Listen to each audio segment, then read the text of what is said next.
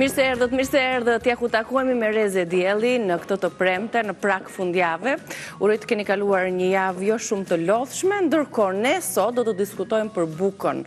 Kemi patur këtë tematikë ditë më parë, por për shkak të zhvillimeve që kanë ndodhur jashtë studios tonë, pra zhvillimet politike, nuk kemi arritur dot të transmetojmë për ju këshillat që nutricionisti Altin Joka zhvilloi në këtë studio për sa i takon konsumimit të bukës. Si duhet ta përzgjedhim atë, a është ajo e shëndetshme?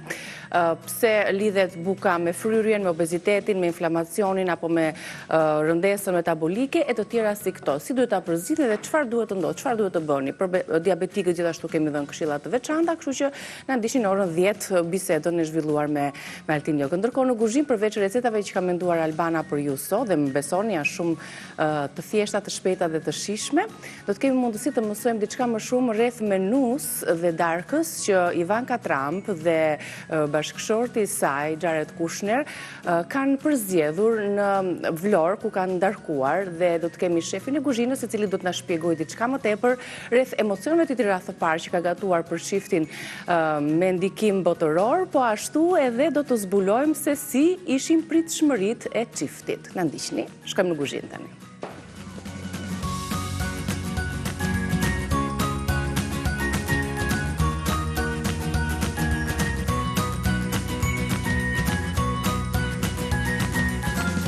Hajde tani të fillojmë të gatuajmë me mëngjesin, si të kam ty. Në më të mirën e mundshme. Pa më thuaj, çfarë do gatuar sot? I kam vënë kështu afër, pranë. Dhe krepa me panxar. Këtu kemi krepa, këtu kemi spinaq, kastravec, qep të njoma, te kam gjitha. Më duhet. Më duhet tërshër. Po. Krepat e veçanta janë edhe më të shëndetshme. Panxari, tërshëra dhe panxari janë dy kombinuesit më të mirë. Më duhet vezë, qumë, shkrip, yndyr. Këti gani që vjen Niki pas edhe i bës. A, do t'i bëjmë ato këthimin e Jo, do i bëjmë, do i bësh. Do t'i bëj. Ajo të tyra jote, do i bësh. Edhe. Për punë të kemi marrë. Atëherë, a i vendosin gjitha se mua nuk po pëlqen fare që të vënohem. Një gjë që është për të mbaruar, le të mbaroj. Pasi të fillosh të tregojmë pak se çfarë ju duhen për krepat e mëngjesit, apo të një vakti tjetër më të lehtë. Na duhet tërshër, pra t'i gatuajmë sot me tërshër, 100 gram tërshër e bluar, një panxar i vogël, i zier ose i pjekur, 2 vezë, 200 ml qumësht, një lugë gjelle vaj ulliri, një majluge krip, pak plur pjekës, pra një gjysmën e lugës së çajit, dhe pastaj mund t'i mbushni sipas dëshirës. Kjo është baza e krepave. Dhe i shtojmë të gjitha tani tek një përzierje. Tërshërën, ja, ti largoj që të kemi dhe vendin e lirë, direkt.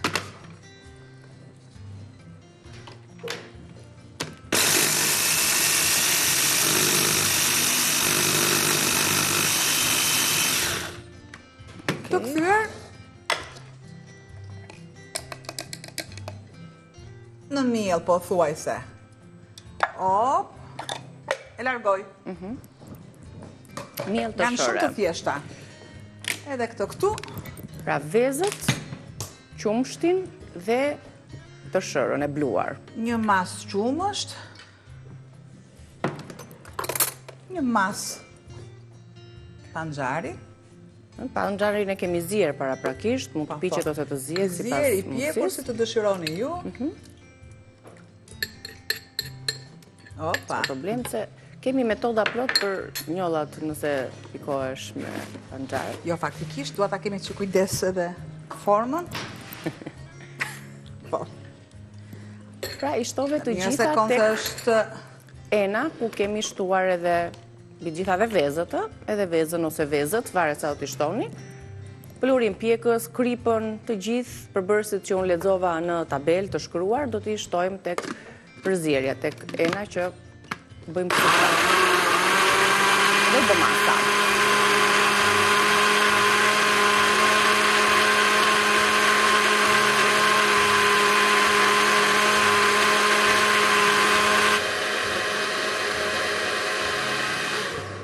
Pra duhem bluar mirë që të mos ketë copza në pjekje pastaj.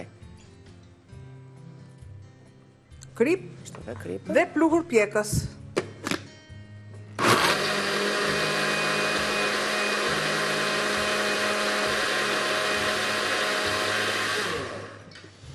I largoj të gjitha. Dhe e lëmë njanë. Dhe të pushoj pak. Që të pushoj pak. Mundësisht në një vend të freskët të frigorifer se lidhet më Plurin mirë. pjekës ju e pak që unë nuk e shtova.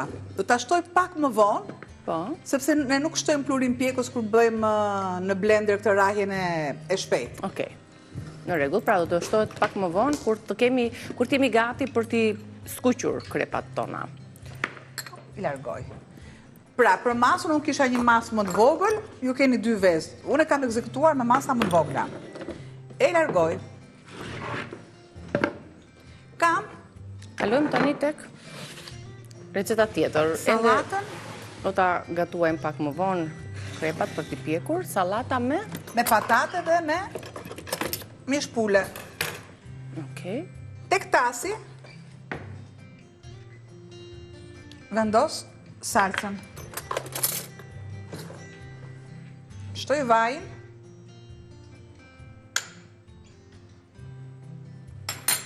Edhe kripën. Atëherë, shtojmë plurin pjekës brenda. Dhe e trazoj me lugë vetëm. Marr një thelpi hudhër. Plurin pjekës tek krepat,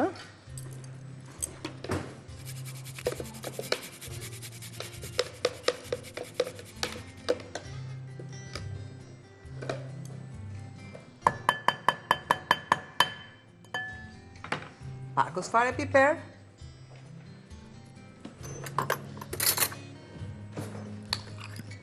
Dhe i trazojmë. Salca bazë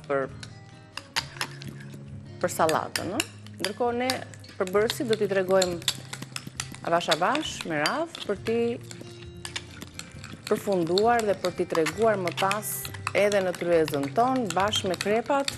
Ja ku e keni sallatën e ftohtë me patate dhe me mishpule.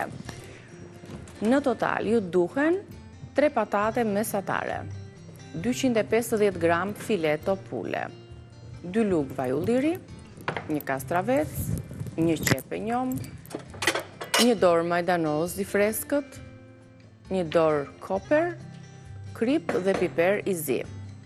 Tani salca që Albana sapo e përgatiti, salca marinuese jeshile, 1 dorë spinaq ose rukola, 1 thelpi hudhër, 2 ose 3 lugë vaj, 2 lugë kos i trash, lëngu i 1 limoni dhe pak krip për të rregulluar shijen.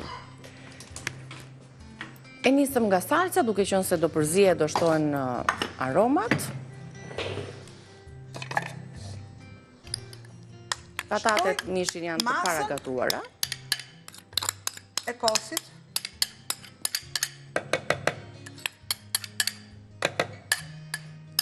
E lëmë këtu, se? Marë.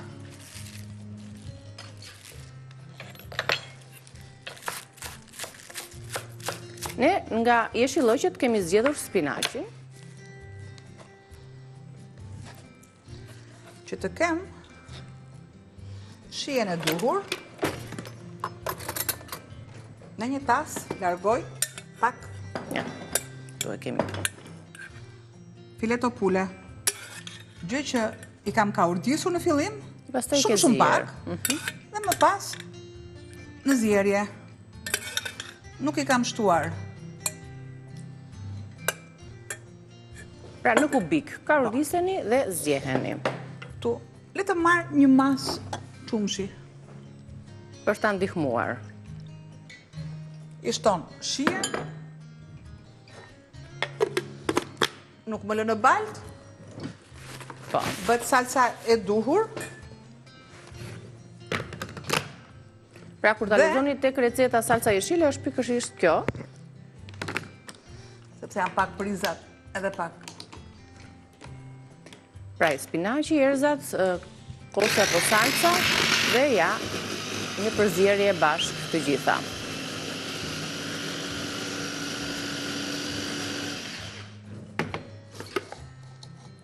Që është kjo salsa e duhur. Marrë dhe një letër që pak duart.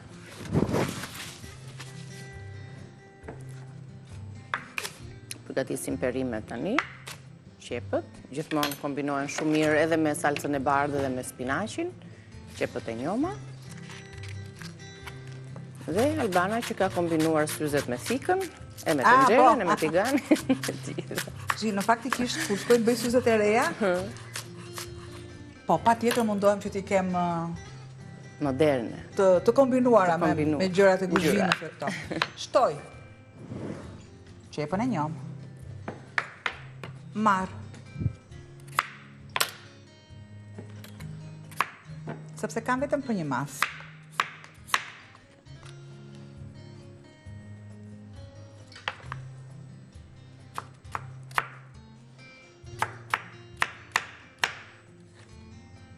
Edhe kastraveca. Nuk do vendos më tepër se aq, sa ka masë. Në vërësit e masave të tjera. Që rëndësikar formula edhe rrugaqe mbriqit. Koper.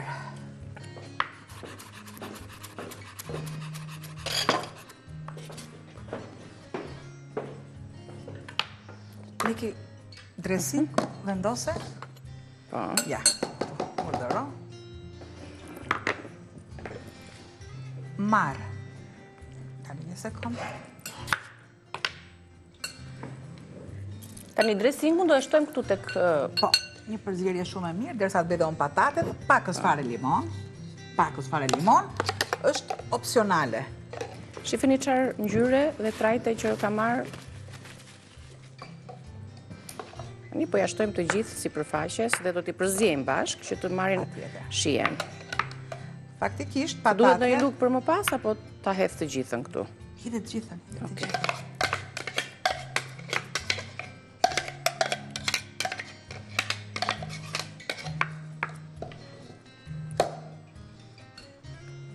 Këtu do të shtojmë dhe patatet po në kubik, gradualisht.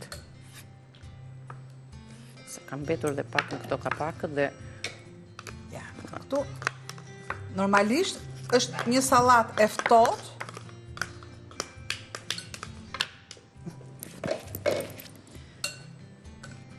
I largoj të gjitha. Ups. E shishme dhe e shëndetshme. Proteinat i ka, elementet e tjerë po ashtu. Edhe kjo salat, nëse e doni për më pas, eftohim në frigorifer që të pikset mund të vendosin në forma, në çeker, në qatë të doni ju, por nësi ka shia. Po. Ne lëm pak dhe e servirim më pas. Pra, tani do nxejmë pak tiganin, vajin, për t'i skuqur krepat, si thua, ndërkohë pastaj gatuajmë.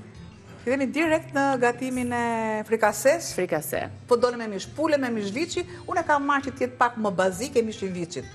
Pra, është i gatuajmë dhe tregojmë formulën dhe recetën pak më vonë, ndërkohë bëjmë atë shkëputjen e mesazhit promocional, rikthehemi shumë pak sekonda. Jemi rikthyer, vazhdojmë tani të përgatisim frikasen, përpara se të nisim me përgatitjen, unë do t'ju lexoj përbërësit që ju duhem për këtë recetë të traditës tonë. Kemi sjellë për anvisat që tani ju bashkuan ekranit të report, krepa me të shërë dhe panxar, kemi përgatitur një sallatë të ftohtë shishme, me një salcë si jeshile sipër, me spinaq, me patate dhe me mishpule. Tani është radha e frikases. Çfarë ju duhet për përgatitjen e kësaj recete, ndryshe, mish viçi me limon dhe kos, në formën pra të një frikaseje. Ju duhet 700 gram mish viçi, një lugë gjelle miell, 200 ml kos i trash, një vezë e plot plus një të verdh veze, 3 lugë gjelle lëng limoni, 2 lugë gjelle vaj ulliri, 1 lugë gjelle gjalp, 2 thelpinj hudhër, lëng pule, krip piper i zi dhe koper ose majdanos. Besoj se i shënuat produktet. Tani, mishin e viçit në kubik të zier. Do të shtoj miell, edhe pak vajin të lutem, ose përdorni vaj, ose gjalp. Ndyra është në varësi të shëndetit tuaj, të shijes tuaj, kam ngrohur tiganin dhe më pas shtoj ndyrën. Direkt shtoj miellin. Kam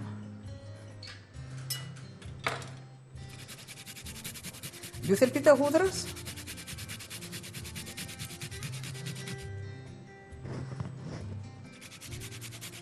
Të grira në rende. Imët, shumë imët që të jetë në formën e pures.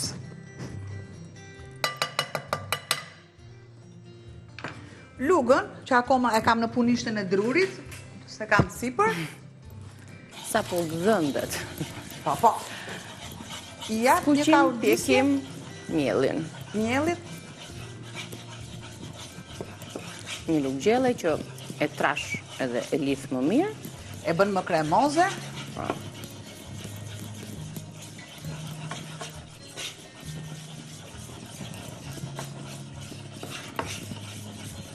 Dhe merë pak ngjyrë në mos gaboj. Deri sa të marrë pak fare ngjyrë, sepse atëherë është shpërthen aromat. E lë paksa. Shtoj masën e miellit. Dhe tek masa e miellit, e kosit të lutem Niki me shtop pak ujë. Dhe pak ujë këtu. Më duhet që të jetë kremoze. Më thuaj ti sa do? Aqë. Shumë mirë. Shtoj masën e kripës. Një përzierje. Do të shtoj masën e misit si kurse dhe lëngun.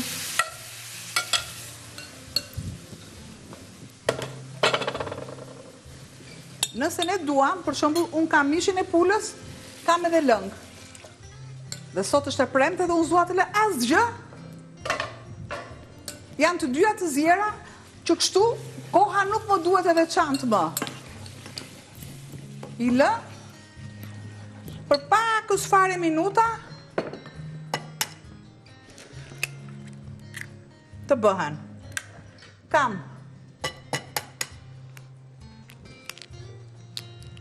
opa me 2 vezë. Me 2 të verdha. Ne kishim në recet me 1 të verdh, por ja që o Vital na surprizon.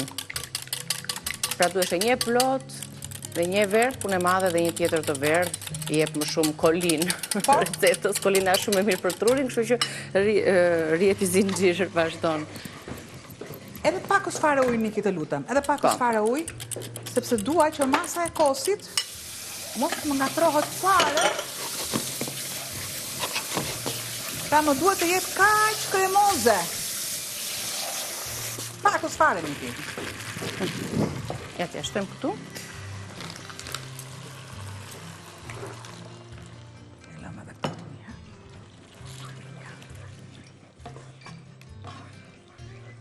Ja, kjo masë e tillë. Nëse doni ju, mund të përdorni çfarë do lloj mielli që mund të ketë Ola dhe mielin e misrit. Shumë i duhur është. Miell misri, miell orizi, miell ballokumesh. Mielin që farina hap që fryhet vetë, mjafton që mos jetë me aromën e limonit, të jetë ajo e thjeshta, ajo e kuqja. Dhe më pas, ju jeni shumë në rregull me gatimin. Shtova armyshk brenda të salsa kosit, edhe piper tek masa që kam e lëngësh bashkë në copat e mishit. Tashti do zjej, do lidhet mirë masa, pastaj do të veprojmë me masën e kosit. Po. Do pak ujë tjetër? Shumë pak.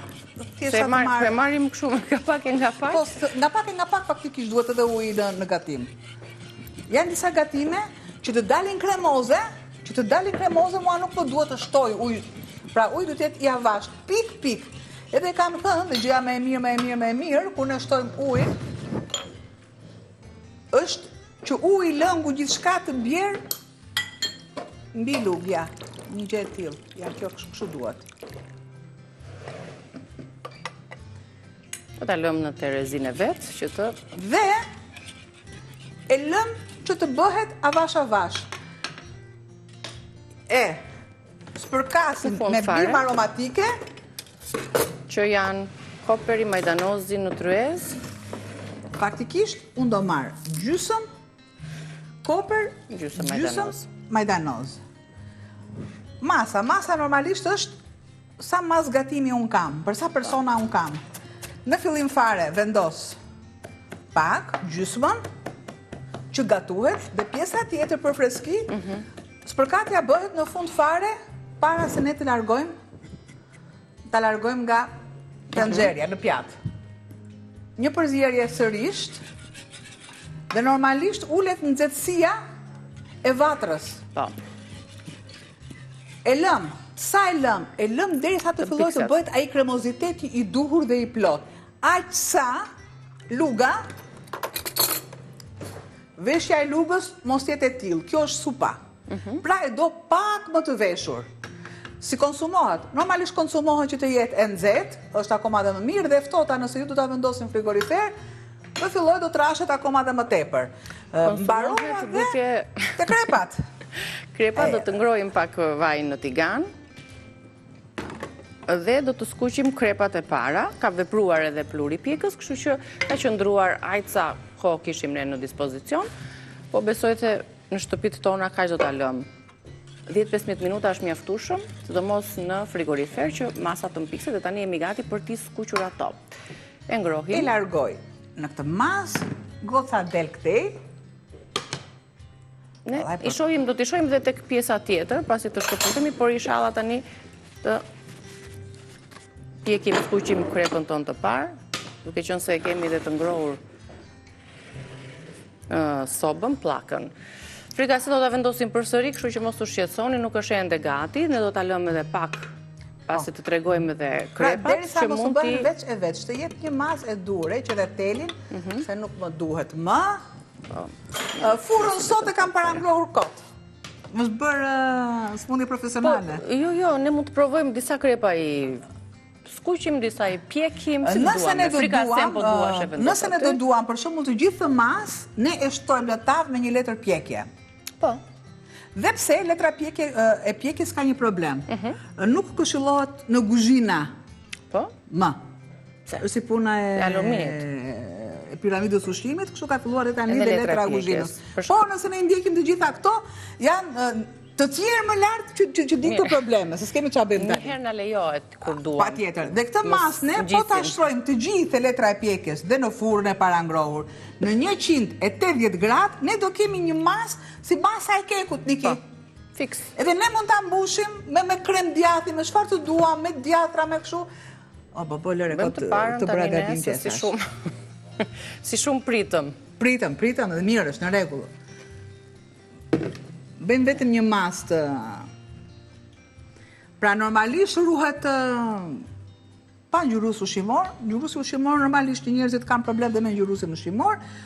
Ngjyrusit më të mirë janë to bimorët. Panxari, spinaqi, kurkuma, lëngu i qepës e ke ande në krahun tënd, dali një sekond se ka gjatë do të ta skuqim mirë, dhe nga kjo ngjyra e kuqe mund të na pengoj, kam edhe pak më tepër vaj, po tek të tjera nuk do të shtojmë dhe nuk bëj dot atë kthimin e paspatur. Ne kemi aq shumë gjëra këtu sa fillojnë të fluskat në sipërfaqe dhe ne kuptojmë që nxehtësia ka arritur në pjesën në shtresën e sipërme. E lëm të bëhet avash avash, sepse edhe vatra është më e avash. Mirë, ne do të vazhdojmë me skuqjen, pjekjen e tyre në publicitet dhe mbase do të na arrini nga 2-3 krepat e fundit për t'i parë dhe ju të përfunduara. Me çfarë do bushim ne, me djathë të bardhë? Po me djathë, po me ëmbëlsirë, po mund të shtojmë kremin marengën duke i vendosur pak karafil pluhur që i shkon shumë mirë dhe në thojza mbyt ose largon aromën e panxharit. Pra aroma e panxharit kërkon shumë mirë karafilin që nuk ka atë erën e dheut. Po. Super mirë, kalojmë në publicitet dhe rikthehemi përsëri në kuzhinë.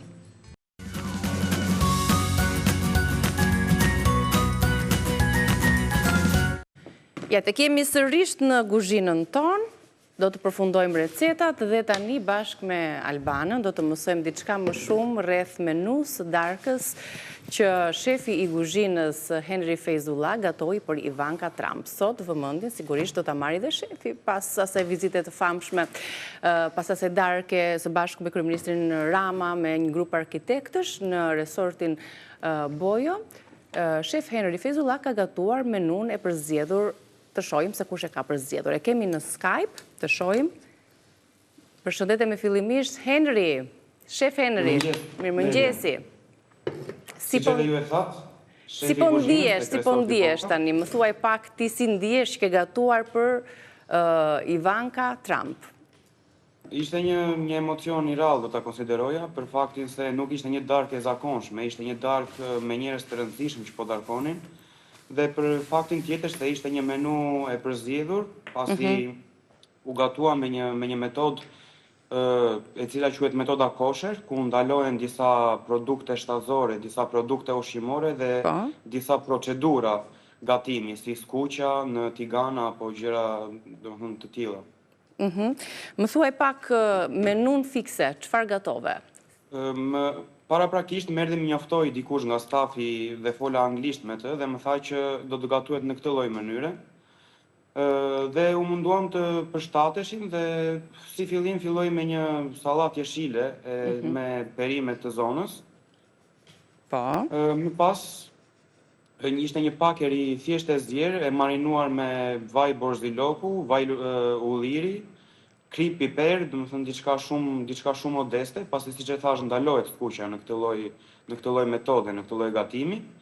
Dhe më pas përfundoi me një fileto peshku në furr me perime të avullit. Ishte siç e shikoni, ishte një darkë modeste, do ta konsideroja, por thjesht e bëri pak të vështirë, si të thuash, thjesht metoda e gatimit që u përdor. Okej, pra produktet, recetat ishin pëthua të thjeshta kur i dëgjon për t'i gatuar dhe pastaj mendon që këto i realizoj shumë thjesht, por thjesht kishte procedura, hapat që ti ndoqe. Këto ishin në kërkesë të stafit, si u përzgjoth? Pra ju erdhi një kërkesë e tillë apo stafi i saj? Siç ju thash, më erdhi një person nga stafi i saj. Dhe më tha që do të gatuhet në këtë lloj mënyre, është ndaluar mishi, ndaluhet procedura e skuqjes, ndalohen disa procedura, të gjithë enët duhet të jenë shumë të pastra, çka ne ofrojmë gjithmonë për çdo klient, jo vetëm për. Tu duken të çuditshme këto kërkesa nga personi që ishte aty për të komunikuar? Thjesht na bën ne që të ishim në maksimumin e përgjegjësisë dhe në maksimumin e disiplinës, siç dhe jemi gjithmonë dhe për çdo klient që vjen në resortin tonë. Sa pjata të tilla realizove? Pra, afërsisht sa persona, sa veta ushtruan në darkë? Besoj se ishin diku rreth 50 arkitekt, dhe total mund të ishin diku te 50-60 veta, besoj. Çka më njoftoi salla, kamarier domethënë, sepse unë isha brenda në kuzhinë. Nuk pata mundësi të Nuk pate mundësi të dilje dhe të merrje pastaj përshtypjet për gatimin, apo të erdhën përmes të tjerëve? Si ishin pritshmëritë? Përshtypjet i mora nga salla dhe më thanë që ishin shumë të mira, i kishte pëlqyer dhe ambienti këtu në resortin Bojo dhe kuzhina dhe ushqimi dhe mikpritja dhe shërbimi dhe të gjitha. Për ty vetë, Henry, është diçka, le themi, ndryshe nga gatimet ose ke gatuar dhe për personalitetet të tjera, po ky është një rast i veçantë, sepse një pjatë, një darkë e tillë është më shumë se sa një menu, del përtej kësaj, është përfaqëson, është një identitet, është diçka më ndryshe për te. Si të thash dhe në fillim, ishte një emocion ndryshe, sepse siç e thash, nuk ishte një darkë normale, ishte një darkë me njerëz të rëndësishëm, dhe kjo na bëri dhe ne që ne të ishim më të përkushtuar. Sa orë qëndroi, sa zgjati darka? Në djenin time, besoj se ka zgjatur rreth 1 orë e gjysmë, 2 orë, duke patur parasysh pjesën e ushqimit dhe gjithashtu dhe fjalimet, në të cilat u mbajtën me sa jam në djenin. Po më pas pjatave që ti përmende, kishte, le themi, kujtu në ëmbëlsira, apo përzgjedhje të tjera të pijeve? Ishte një përzgjedhje fruta të stinës, u bëm disa pjata frutash të stinës, perime të zonës, fruta të zonës, sepse gjithçka që u përdor nga zona, nuk ishin produkte që importohen, donim të tregonim një identitet tonin. Pasi dhe ne kështu ndihmojmë të rritet dhe vendi jonë. Patjetër, të ketë dhe më shumë interes, edhe kjo është patjetër dhe një reklam shumë e mirë edhe për ty vetë si shef kuzhine, për ambientin, resortin ku ti punon. Në intervistat që janë dhënë dje për shembull, apo ndoshta dhe par dje, nga pronari shpjegonte që Ivanka, meqense ai kishte kontakt më të afërt, më të drejt për drejt, duke qenë se i mirëpriti në resortin e tij, ishte një njeri shumë i thjeshtë, shumë modest. Ndryshe nga ajo që ne mendojmë që përderisa kemi një personalitet që ka një impakt të rëndësishëm të madh botëror, duhet të kishim pak, le themi, kujdes në mënyrën se si patjetër që këto janë të domosdoshme dhe që ndikojnë në përshtypjen e resortit dhe atë çka ne përfaqësojmë, por pritshmëritë ishin të tilla që ajo ishte një njerëz i thjeshtë. Njëri modest. Po, ishte një njëri i thjesht dhe edhe gjithçka u soll në mënyrë shumë të thjeshtë, shumë modeste, dhe mikpritja, dhe shërbimi, dhe besoj se do këtë ngelur të kënaqur. Gjithashtu dhe ne jemi shumë të kënaqur që ishim pjesë e resortit tonë. Enri, ti sa kohë ke që punon si shef kuzhine? Po bëj në kuzhinë kam rreth 6 vite, 7 vite. Dhe shef kuzhine jam bërë së fundmi. Ke gatuar herë të tjera për personalitetet të njohura? Kam gatuar për personalitetet të njohura, po cilët kanë qenë ata? Jo të nivelit ndërkombëtar. Kam gatuar dhe kështu i mirëpresim të gjithë të gatuajnë për ta, domethënë, në ambientet tona. Ndërkohë, për vizitën e Ivanka Trump, ju ishit lajmëruar më përpara që ajo do të darkonte tek restoranti juaj? U lajmëruam në mesditë, doja të thoja, rreth orës 12:01. Teksa u vendos që ato do të darkonin në restorantin tuaj.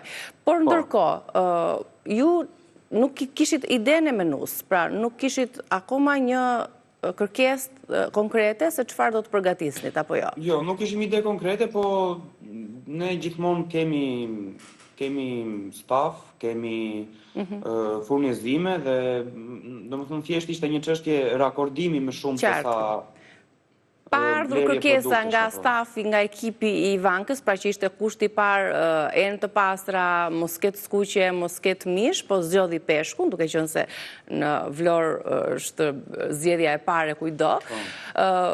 Ju ti vetë, çfarë mendimi pate? Çfarë mund të kishe krijuar një menu tënde nëse do të linte ty në dorë pa e bërë kërkesën stafi i saj? Çfarë do t'i gatuaje ti nëse nuk do t'ishte zgjedhja e stafit, por do t'ja linte në dorë shefit të kuzhinës? Ne kemi plot pjata dhe në menu për të cilat i gatuajmë çdo ditë dhe janë pjata të thjeshta, të bukura, që përdoren gjërat të zonës, përdoren peshk, i egër, i detit ton, që kështu të gjitha gjërat janë thuajse njësoj. Thjesht përdoren në mënyra, në procedura të tilla që të ruajnë vlerat ushqimore, të ruajnë të gjitha gjërat që të jetë një shërbim sa më i mirë për klientin dhe të hahet një ushqim sa më i mirë këtu në resort. Qartë.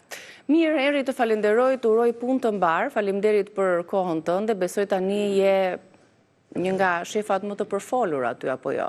Që ke gatuar për Ivanka Trump, e ke kështu si dokument zyrtar. Shpresoj që po, të ndikoj, dhe falenderoj dhe pronarin e resortit, të cilin e mundsoi këtë si gjë. Edhe ne të falenderojmë për kohën, shumë suksese në punën tënde. Shumë faleminderit dhe ju për kohën televizive. Faleminderit Henri, që me shef Henrin.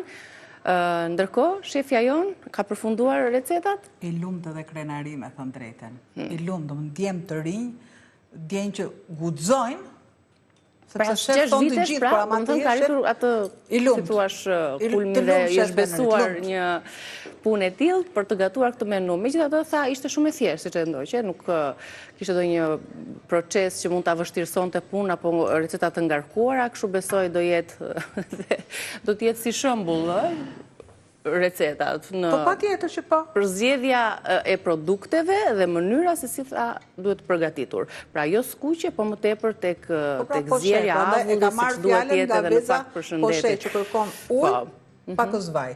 Ky është gatimi më i mirë. Tek qepa, ujë, shumë pak vaj. Këto janë gatimet më të mira. Do t'ju jap një sqarim tek krepat. mos pretendoni se krepa do jetë si krepa e thjeshtë. Është një krep që ndahet, është e vështirë për t'u gatuar, sepse ka tërshërën. Pra, do t'jetë... Tërshërën, panxharin, panxhari ndikon.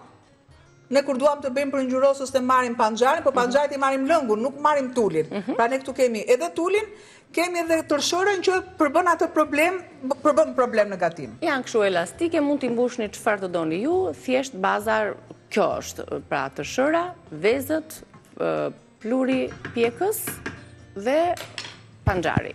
Panxhari zjerë në kubik kështu dhe vendosni të gjitha tek grirësja, bëhet masa e qullt dhe i piqni. Ndërkohë dhe mishi i viçit me lëng limoni dhe vezësh gati, po e servirim për t'ju bashkuar recetave të tjera dhe sallatës së ftohtë, të cilat do t'i gjeni në YouTube-in e Reze Dielli. Atu i keni edhe me mënyrën e përgatitjes se cilën recetë më vete. Po ashtu edhe në rrjetet tona sociale me foton përkatëse. Të lumshin duart, i afrojmë të treja recetat. Kjo është tryeza jon, një panoramim ju lutem, për ta patur më të qartë tryezën. Siç kemi krepën, mund të shtem sallatën, a? Po. Pra janë të kombinueshme brenda, e mbështjellim dhe bëhet dhe stupatë do bëjmë edhe ne tani, me thënë drejtën. Të lumshin duart, shihemi pas fleshit informativ.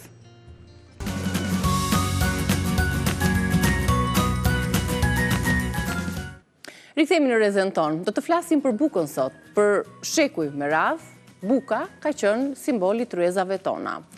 Edhe në përditshmërinë tonë, ne e kemi në fjalorin e përditshëm do të ham buk, nuk do të ham drek, por është dhe një nga ushqimet më të akuzuara në ditët e sotme për obezitetin, inflamacione, diabetin e me radhë dhe sëmundjet metabolike. Të vërtetat mbi bukën, a është vërtet buka një problem apo mënyra se si ne e konsumojmë, se si e prodhojmë atë? A na shëndosh buka, pse lidhet me disa sëmundje? Të gjitha këtyre pyetjeve do t'i përgjigjejmë me Altin Jokën. E kemi në lidhje të drejtë për drejtë. Përshëndetemi me Altinin. Faleminderit për kohën. Faleminderit juve për ftesën. Tematikat janë të larmishme në hapësirën tonë dhe sigurisht nuk do të mungonte buka. Një prej ushqimeve më të kërkuar, më të përdorshme në përditshmëri. Nuk e di për ju personalisht, por tryezat e familjeve tona kanë bukën në gjithmonë, në çdo gjellë, në çdo vakt për shembull. Të bën përshtypje kjo gjë dhe vet a konsumon bukë? Shumë rrallë.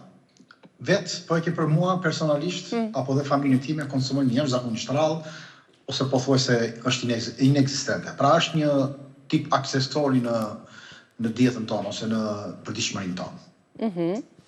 Po, çfarë pikpamjesh, përshtypjesh, ose çfarë argumentash keni ju si nutricionist në lidhje me konsumimin e bukës sot në popullat? Dikur ushqeshim, është kryesore në tryezë, pra kot nuk e thash dhe nuk e nisa që ne gjithmonë themi do ham bukë, nuk është të themi do ham drek. Pra buka është simboli, është ajo fjala që na shoqëron çdo ditë. Pse sot është dhe ushqimi më i debatueshëm, që lidhet me shumë sëmundje? Mënyra se si e prodhojmë? Duhet ta nisim pak mbar, mos i nisim gjërat nga mesi dhe ndonjëherë i bëjmë të rrëmshme. Të nisim pak një mini histori të vogël, kur e dim që drithrat kanë një histori 12.000 vjeçare në jetën tonë. Dhe zakonisht ata thërmoheshin dhe ziheshin. Kjo ishte ushqimi.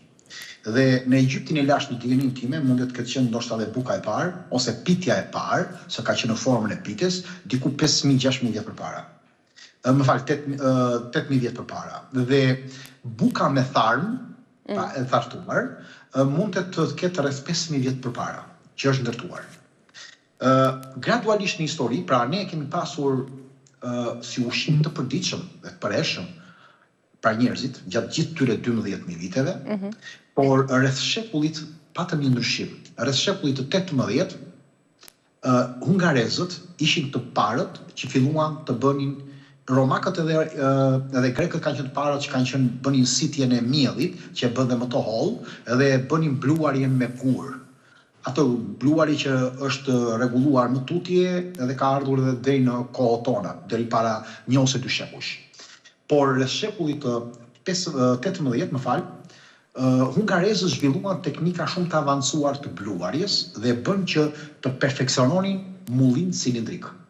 Dhe arritën të prodhonin mielin e bardhë, të cilët e bën shumë herë më të imët, e bën shumë më të pastër nga krundat, ishte më i qëndrueshëm, bëi buka më mirë dhe ishte më i lehtë për ta. Kështu që filloi një lloj tregtie në gjithë botën. Ky ishte përhapja e parë që i dha konceptin modern bukës në sasi më të lartë. Tani duke dalë tek juve tek ajo aludimet e para që bët një përshkrim në fillim fare, unë mund të them që buka ka qenë një ushqim historik për mijëra vite. Por buka bëhej me drithra të plota lokale apo të zonës që kishte secili, bluhej në gur dhe jo në rafineri, fermentohej ngadalë, që do të thotë me maja natyrale ose me farm, që ri 12 deri në 24 orë të vi, konsumohej në sasi modeste. Të gjitha faktet historike na kanë treguar që konsumohej në sasi modeste, jo si një pjesë e një diete bazë. Dhe në këtë rast buka ka pasur fibra, minerale dhe vitamina, sidomos kompleksin e vitaminave B2, dhe shkaktonte shumë rritje të ngadaltë edhe të sheqerit dhe glukozës, ushqente shumë mirë edhe mikrobiomën. Çfarë ka ndryshuar sot? Mjedhi modern është bërë shumë i varfër biologjikisht. Sot shumica e bukës prodhohet nga mjedh shumë i rafinuar. A keni dëgjuar ato tipi 00, 450, 500? Të gjitha janë të rafinuar. Tërësisht, po. Janë rafinuar sepse niveli duhet të jetë, pra ai numri nuk duhet të jetë 00, 450 ose 500, por duhet të jetë që të jetë mjedh integral i pa përpunuar. Duhet të jetë 1600, 1700, 1800 dhe ose 1100, 1200, pra tipologjia tipi, po themi, i cili mund themi është afër mjedhit integral, ndërsa që është mjedhi më i pastër, gruri më i pastër, dhe 850 është gjysmë integral. Të gjithë të tjerat pasaj që vinë poshtë 850-ës janë të rafinuar. Sepse njerëzit duhet kuptojmë, kemi 3 pjesë tek pjesa e drithit. Krundet, që kanë fibrat, mineralet, antioksidantët, që historikisht ne kemi hedhur poshtë, embrioni, që ka yndyrnat e shëndetshme, vitaminën E, vitaminën kompleksin B, por dhe enzimat, dhe kemi endospermën, që është ndërtuar nga një sështeja. Baza kryesore dhe gluteni. Ne kemi përdorur historikisht, sidomos këto kohë, prandaj dhe buka është kthyer në problem, kemi përdorur pjesën e endospermit në këtë lloj forme. Kështu që të zhveshur tërësisht nga fibrat, kemi bërë një sështet të pastër, e kemi zhveshur nga fibrat minerale dhe embrioni, e kemi pasuruar artificialisht këtë lloj, pra këtë lloj gruri që po themi dhe mos harrojmë gjë. Në 70 vite niveli glutenit sot është 30 deri 40% më tepër i pranishëm në bukën tonë, nëpërmjet midit. Këtu filloi që buka të jetë problem. Prandaj kemi frydhje, lodhje, mjergull, kemi probleme të zorëve etj, sepse mos harrojmë një fakt tjetër, të zëmë një fakt tjetër, bujësia moderne ka përdor në vitet 50-60 filloi të përdori sasi të larta të herbicideve, fungicideve, insekticideve në kulturat e gjithë drithrave, për të ruajtur drithrat, për të rritur edhe sasinë e tyre, por dhe për të mbrojtur nga sëmundjet dëmtuesit. Kjo bëri dhe po ta shikosh në 2023, kur shoqata e konsumatorëve në botë matën mostrat e bukës, 90% të mostrave të bukës pra që ishin nga gruri, ishin të paktën një lloj pesticidi brenda.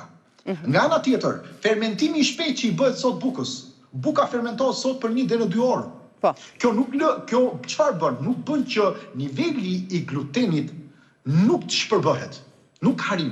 Fitatet fillojnë i bllokojnë minerale sepse nuk lirohen.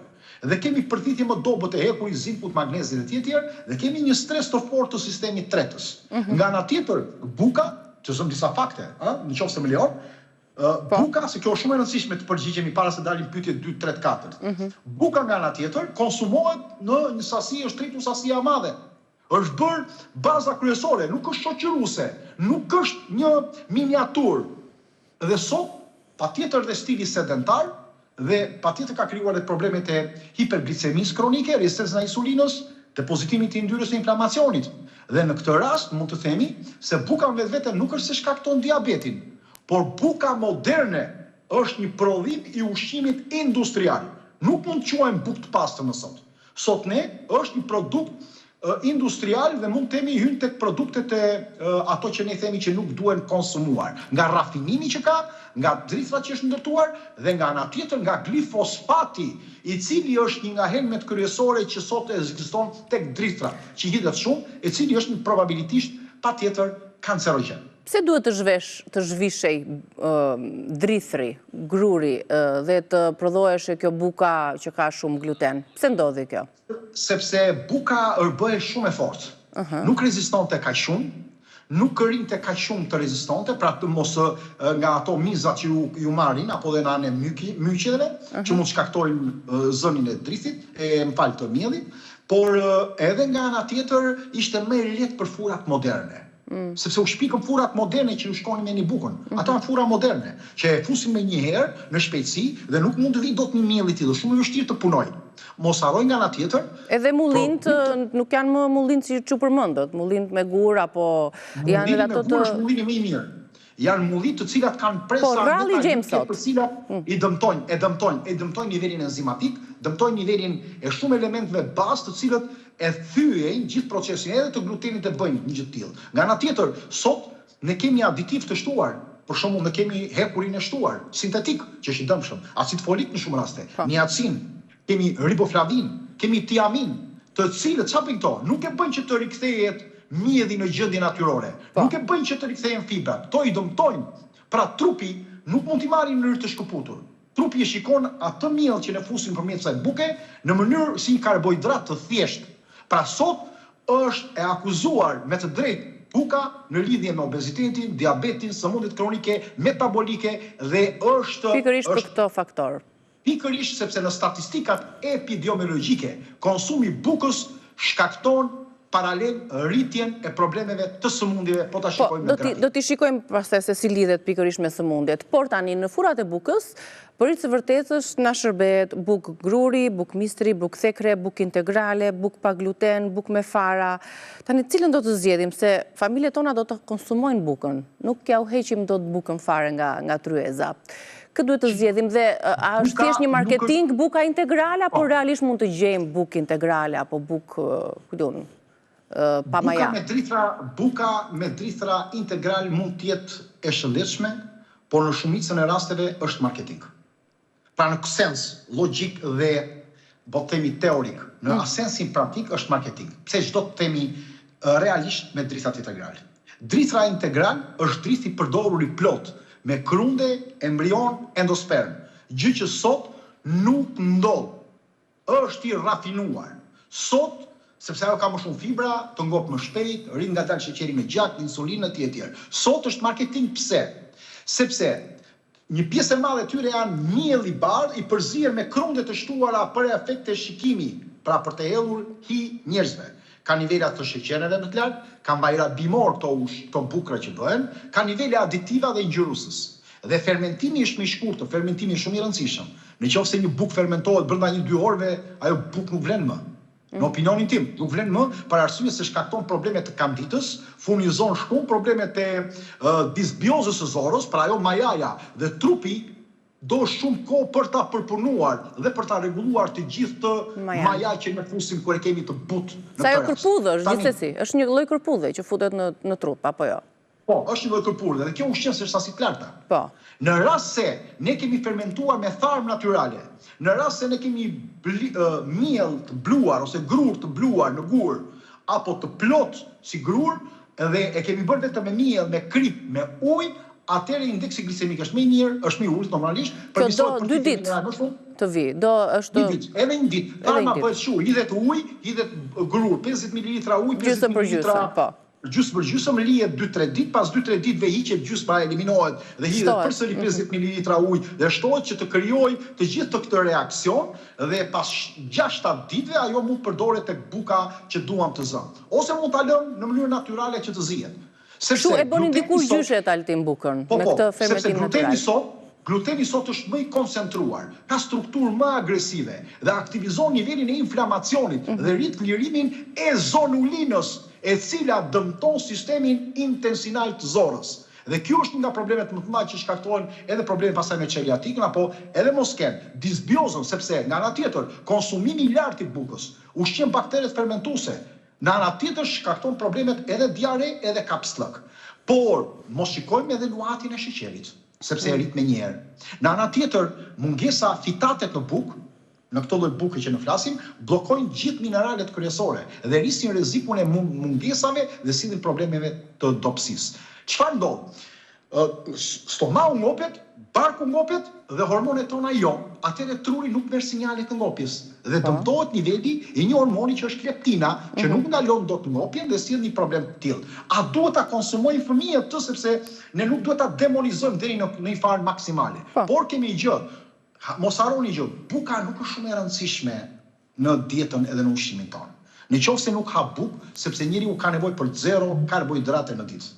Se vetë trupi jon, vetë organizmi jon, çdo protein që fut, çdo element që fut nga perimet, nga ushqimi, nga frutat, nga niveli aminoacideve e kthen në nivelin e glukozës. Kështu që po ai ti thua se thotë kushdo mund ta dëgjonte të thoshte po kemi grosh ose kemi një gjellë se konsumojnë dot pa çik buk, pa çik kore buke. Po mirë, pra kjo është mësim që kanë bërë njerëzit në historinë e tyre. Gjithsesi krijon varësi buka edhe për varfërinë, edhe nga varfëria, edhe nga shija. Tani më the që para kush është buka më e mirë. Buka më e mirë në opinionin tim, megjithëse unë jam anti ushqimit të konsumit të bukës, më e mira do ishte bukë thekre me tharm natyrale, e pa rregulluar, pra e pa marrë me miell, gruri etj. Kjo është më e mira sepse ka më pak ndikim të insulina, ngop më gjatë, ka indeks glicemik më të ulët dhe ka më shumë fibra. Kjo është në opinionin tim. Pastaj janë edhe drisrat autokton, pra drisrat e lashta, në qoftë se do kemi një mundësi, më të mirë, sepse kanë një gluten me strukturë të tolerueshme. E kanë më të ulët, e kanë afërsisht 50-70% gluten më pak se sa drisrat sot, të cilat janë të gjitha të ndërtuara, të modifikuara gjenetikisht. Mos e harrojmë edhe këtë gjë. Pra, këto kur ne blejmë bukë integrale me fara, po s'ka lidhje na fare. shpëtojnë sadopak? Jo fare, absolutisht. Nuk ka ndikim. Më shumë marrin ndikim, më shumë marrin negativitet. Është si puna e kësaj që ti po thua, pim një lëng frutash për të qetësuar, të paketuar, ne marrim lëng dhe hidratohemi, nga ana tjetër kemi marrë nivele të larta të sheqerit. Më shumë bëjmë dëm. Shpesh farat sipër dhe mielli në qoftë se është ose brumi është i ndërtuar keq, nuk kanë asnjë lidhje, është përsëri e pashëndetshme. Pra duhet të jetë e tillë, të ketë tharm, të jetë bluar në gur ose të jetë me të gjitha pjesët, pra me të 3 elementet kryesorë si drith, të cilët trupi, mos harrojmë gjë, buka është e mirë kur trupi e haron shpejt, jo kur barku e ndjen. Pra, jo kur na bën të varur, që na kërkon përsëri bukë trupi. Jo, kur alet në të varja, jo kur e ndjen të rënd. Në qoftë se do të kuptoni kush është bukë e mirë është, e para duhet të jetë e thartë. Këtë aromë thartësie. 1. E dyta nuk duhet shtypet me dorë. Në qoftë se sa më poroze të jetë, e pa vlerë, ajo nuk bën, nuk është bukë. Ajo është një ushqim e ultra i përpunuar. E treta, duhet të jetë që nuk duhet shkaktoj, duhet të tretet shpejt dhe ti e provon. E katërta, kur të konsumosh sa 4 gishtat e tu të çdo personi, aq bukë je i ngopur. Në qoftë se nuk ndodhin këto, ajo bukë nuk ka asnjë lloj vlere. Edhe sikur të kem thënë që kjo është kështu e ndërtuar në mënyrë më të mirë dhe mund të bëhet marketing, nuk bën asnjë lek dhe nuk mund të përdoret. Prandaj do unë i them njerëzve, duke pasur nivelet glifosfatit, pesticideve, herbicideve të ellura, po ashtu të modifikimit të grurit në mënyrë shumë të madhe. Ne në 50-70 vite nuk kemi ndryshuar si njerëz. Ama niveli i grurit ka ndryshuar jashtëzakonisht shumë. Absolutisht. Më shumë se 70% të asaj që ne mund bëjmë. Pra, nuk është i paradallues ngjyra, themi ne mora një bukë të zezë integrale me fara dhe sikur çlirohesh nga vështirësia që ke në këtë kontest. Pra, aroma, nuhatja, poroziteti, pra shtypja. Në qoftë se nuk është hartuar, në qoftë se fara nuk i ka të 3 elementet të grurit të gjithën. 1. E dyta, në qoftë se nuk është bërë me tharm natyrale. 2. Që ka 1 ditë ose 2 ditë. Në rast se nuk i ka dhe këto element, që nuk është e butë, nuk është e shfryrë, prishet shpejt etj, në qoftë se nuk është e rëndë, pra një bukë e tillë duhet peshoj shumë. Mund peshoj ndoshta 1,5 kg deri në 2 kg, pra një bukë e një madhësie që sot peshon ndoshta 700 gram. Po, tani unë të bëra një pyetje që për punën e varësisë. Realisht na krijon varësi buka? Një farë mënyrë më themi që kjo është një përgjigje gjysmake, ose mund të themi është pjesërisht e vërtet, sepse duhet ta shpjegojmë. Buka moderne, sidomos ajo e bardhë, konsumohet shumë shpesh dhe krijon një lloj sjellje varësie. Jo sepse është drogë, si sheqeri, apo si pijet me gaz, apo si drograt e tjera, por ndikon tek insulina dhe te dopamina në mënyrë ciklike dhe kronike. Pra, në mënyrë periodike. Ja ta shpjegoj më qartë. Rritja e shpejtë e glukozës ndodh që buka duke pasur kjo lloj buke që ne kemi sot ka nivele shumë të lartë të nisë shtesë të përqendruar. Nisë shteja është numri 1 sot më i keq se sheqeri.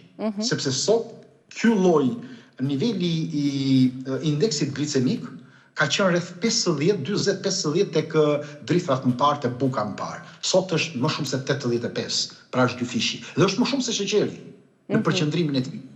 Në ana tjetër çfarë ndodh? Kjo tretet shpejt, duke pasur këtë lloj nisë shteje dhe këto lloj karbohidratesh, dhe glukoza rritet sepse pankreasi reagon dhe liron më shumë insulinë. Dhe kështu që glicemia ose glukoza më saktë futet shpejt në qeliza.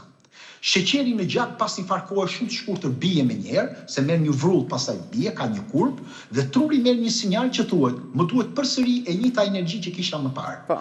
Kështu që krijohet ose të kesh uri të shpejtë dhe ti ke dëshirë që të hash byreqe, të hash brumra, të hash përsëri bukë, ndoshta të kombinuar dhe me ëmbëlsirë, dhe ky është pikërisht cikli i insulinës dhe i varësisë. Jo një varësi kimike. Në ana tjetër, dopamina është hormoni i shpërblimit. Sa herë ne ham ushqim, rritet shpejt, pra niveli i sheqerit që rritet, qoftë kripur apo e ëmbël, truri do lëshojë dopamin. Dhe në këtë rast aktivizohet qendra e shpërblimit.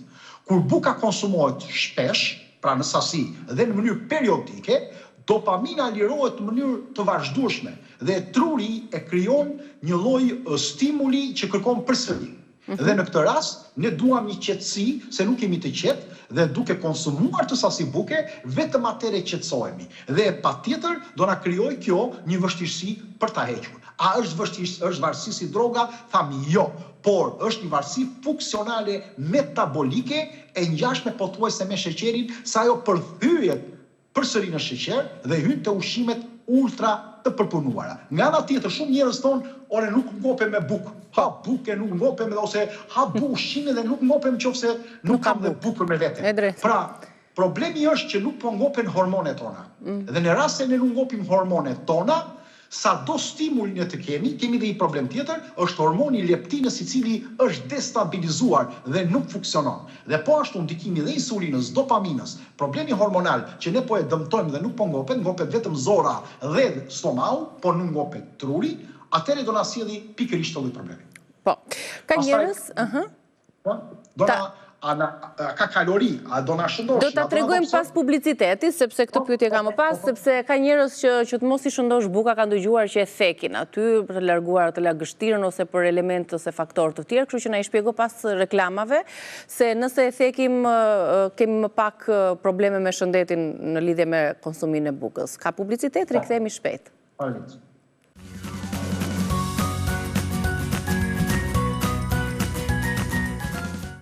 A na shëndosh buka, pse na shëndosh nëse ne thajmë thekim atë është më tepër dietike? Lidhemi përsëri me Altinin për të marrë përgjigjen e kësaj pyetje. Ja ku jemi sërish, Altin. Faleminderit. Po pyesni a na shëndosh buka? Po, mund të na të shëndoshi, po jo sepse ajo përbën nivele të larta kalorie, po sepse rrit shpejt glukozën, stimulon nivelin e shtimit të insulinës dhe insulina bën që të depozitohet niveli i yndyrnës. Kur shpesh insulina është e lartë nga konsumimi i lartë i bukës, trupi nuk djeg yndyrën dhe e ruan. Kështu që konsumimi i bukës në çdo vakt, në çdo kohë, në sasi të lartë favorizon shtimin në peshë. Jo nga kalorit, por nga ajo që ne thamë. Nëse pastaj bukën që po themi e thekur është më e mirë apo jo, apo e thajmë, e thekim apo tjera, ky është një mit. Është një mit i përhapur sepse çfarë ndodh kur ne thekim bukën? Humbim sasinë më të lartë të ujit, nuk humbim kalori. Pesha, pra, duhet kuptojmë. Po është me shishme. E thekim për shije në radhë të parë, se s'besoj se e thekim që të mos na shëndoshi, po ka më tepër shije. Pesha e bukës mund t'ulet, po glukoza jo. Madje glukoza përfitet më shpejt. Dhe indeksi glicemik rritet. Rritje më shpejt e sheqerit në gjak. Dhe kemi një reagim fort ndaj insulinës. Ndaj, për diabetikët nuk rekomandohet që pra buka e thekur ndoshta është më e keqe se sa buka e butë për arsye sepse niveli glicemik rritet më shpejt. Pra duhet ta kuptojmë në këtë rast se kush është më i mirë ose për shtimin e peshës e të tjerë. Nga ana tjetër, të lutem dua të shpjegoj një çka. Te pjesa e gjithë këtyre bazave kryesore që është krijuar buka, është gjithë propionati i kalciumit, i cili është një aditiv shumë i vjetër, shumë i përhapur, i cili është një acid yndyror me zinxhir të shkurtër. Pra kriprat e kalciumit, po them, që shtohet në pjesën e bukës, që mos bëhet ajo rritja e mykut në bukë dhe të rritet jetë gjatësia të buka.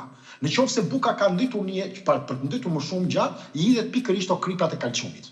Nga ana tjetër, në 3 feta bukë, niveli i kalciumit mund të dëmtojë në nivelin e insulinës 2 fish në krahasim me kaq që ka dëmtuar më shumë, duke bërë metabolizimin e glukozës dhe duke çuar në një kontroll të dëmtuar të glicemisë dhe të shtimit të peshës. Që ta kuptojmë këtë. Janë të barazleshme niveli i toksicitetit, është parë në një studim, të nxënësit e disa shkollave, kur merrnin pjesën e tortillave që konsumonin, të barazleshme me 5 feta bukë. 5 feta bukë rritin toksicitetin akut kur kanë kriprat e kalciumit të hedhura. Nga ana tjetër, është gjetur bromati i kaliumit, që është, mund të themi, është një tip kondicioneri që të forcojë strukturën e brumit dhe që bëhet në furrë. Pra, po themi në shumë bukë, jo të gjitha bukët, por mund të gjendet në një pjesë e madhe e bukës dhe bën edhe oksidimin e mjedit. Është afërsisht ato agentët zbardhues për ta mbajtur edhe më mirë. Problem tjetër që është shumë i rëndësishëm është mjedi i zbardhur, i cili ka nivele shumë të larta të gazit të dioksidit të klorit dhe peroksid benzoili, të cilët bëjnë zbardhjen që ky miell mos dëmtohet. Dhe patjetër është më pak i dëndur, është më ideal, sidomos për ëmbëlsirat, për fryrjet dhe kryesisht sjell probleme shumë të rënda. Mjedhi bromatizuar është parë në disa studime që ne kemi parë. Në momentin që është konsumuar nga mint, pra edhe gazi dioksidit të klorit, sidomos gazi dioksidit të klorit lëshon nivelin e aloksanit.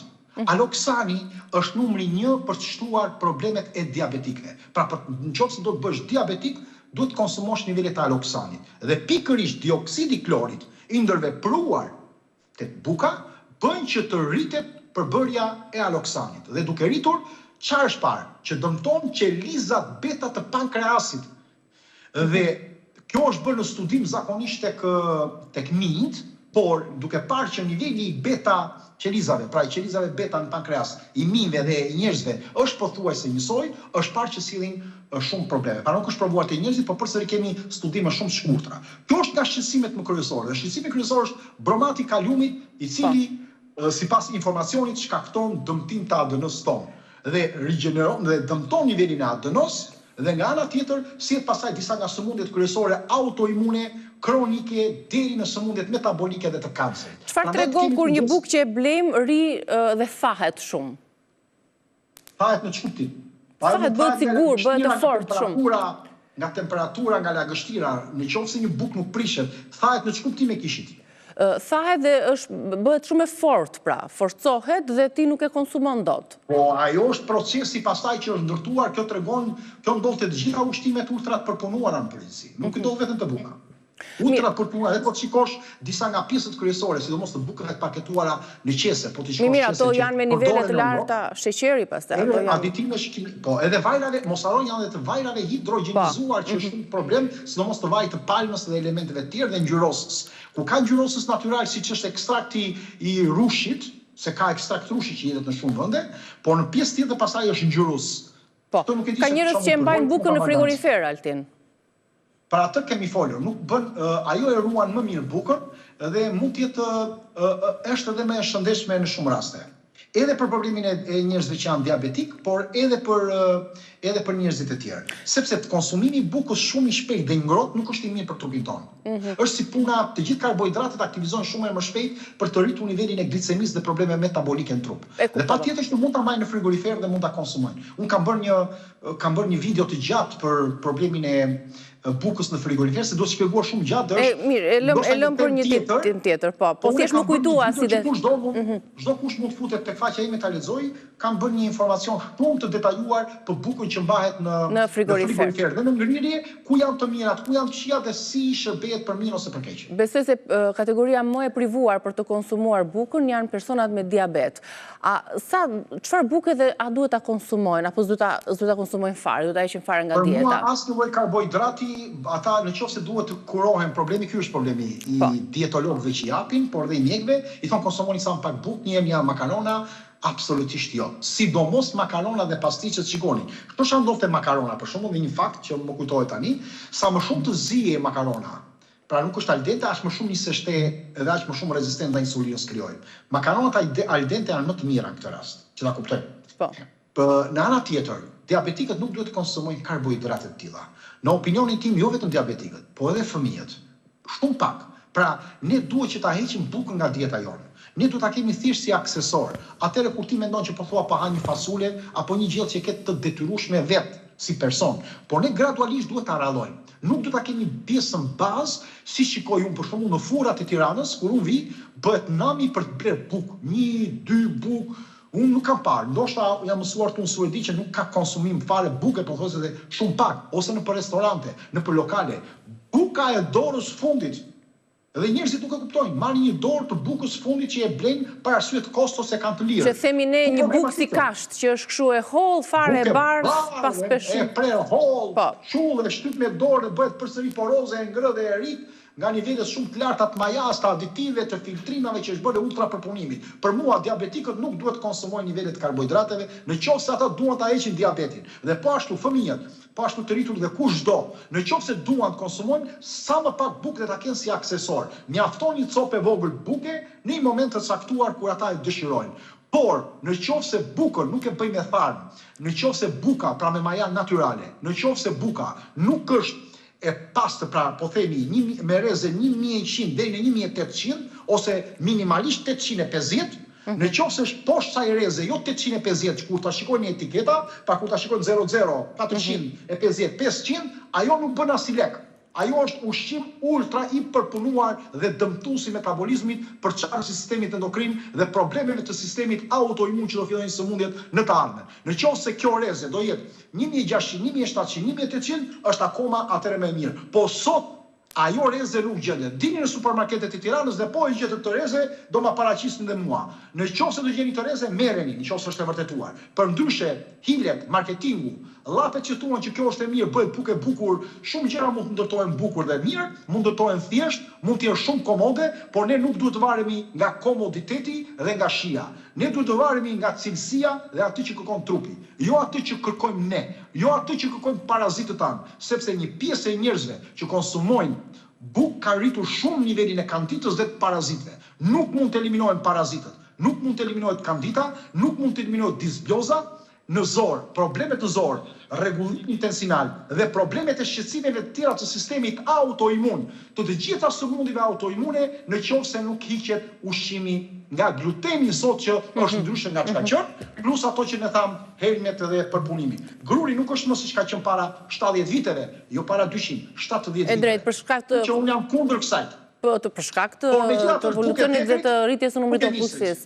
Buka e misrit është më e shëndetshme se sa e grurit? Po, ka nivele shumë të ulta, ka më shumë nivele të ulta të glutenit, është e shëndetshme, po sot misri 96.8% të paktën në studimin e 2022 është i ndërtuar, i modifikuar gjenetikisht. Dhe ka një problem shumë të madh dhe mund t'japi fryerje dhe mund të kthehet në anën e kundërt, sidomos për diabetike.